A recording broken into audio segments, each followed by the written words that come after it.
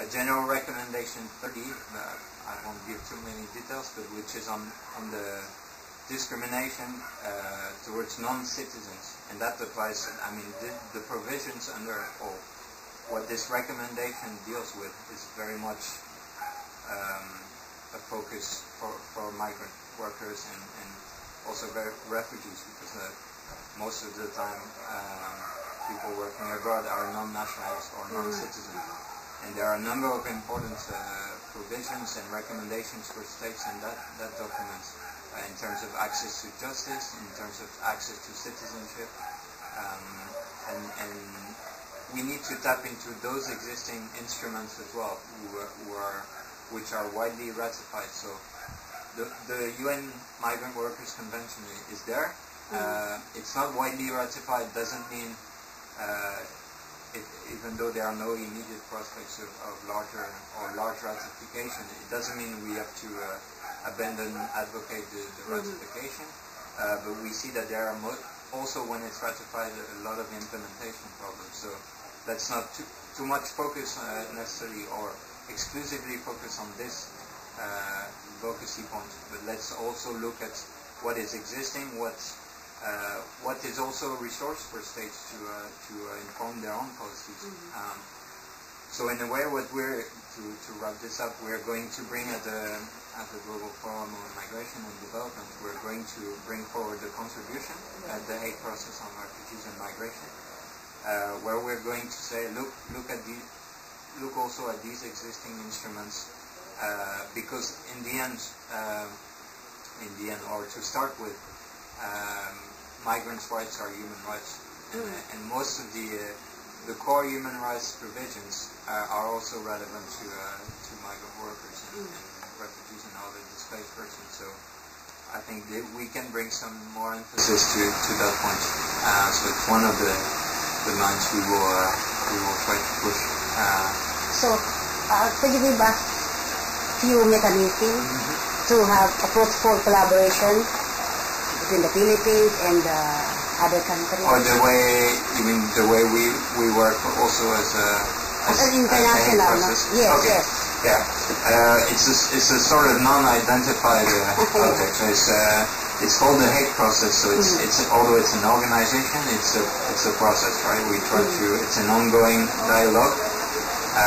As I said in the beginning, we're trying to bring people around the table to start with. So we're not an implementing organization, operational organization, or implementing partner. We do not deliver policies. We do not provide legal assistance directly to migrant workers or refugees. But we try to bring together the people that we think can have a contribution and can have a better contribution if they work together. So to give you one concrete example, we had recently a workshop in Lagos, in Nigeria, on the migration between West Africa, North Africa, the Maghreb countries, and on to Europe. A lot of the migration taking place is irregular. There are a lot of migrants being stranded in transit countries, sometimes willing to move to Europe, but being stuck in Maghreb countries and facing some important protection issues, discrimination issues. So what we did is we brought together around the table people from NGOs, people from governmental organizations working also in anti-trafficking, the International Federation of the Red Cross, which is doing work with communities in the Maghreb countries, trying to assist the migrant that settle even temporarily in those communities. People from governments, people from diplomatic services who are also dealing with the visa procedures. Did you invite media? Sorry? Media? No, that's an interesting question. Yes. We try to provide a space for open discussion, and our experience is that sometimes, not always, but if you have a media presence within a workshop and an open discussion, people will be expressing themselves differently, getting some ideas across differently, and some ideas will not get across, it's just setting a different tone, there might be different interests and objectives coming in. So we have we have two starting points. Is that usually the discussions are closed in a way, but to be more open. Yeah. And which doesn't. I mean, all our publications, results from the conference are publicly available, and we're open to media discussion afterwards. Yeah, that's it. Yeah, but the other point is that also the individuals who are participating in our workshops or initiatives should feel free to speak from their own experience. Of course, their experience is informed by their organization, by the work they do within that organization, the mandate, so it's obviously essentially linked. But we also believe that there is some space for individuals to have innovative thinking, and we try to trigger that.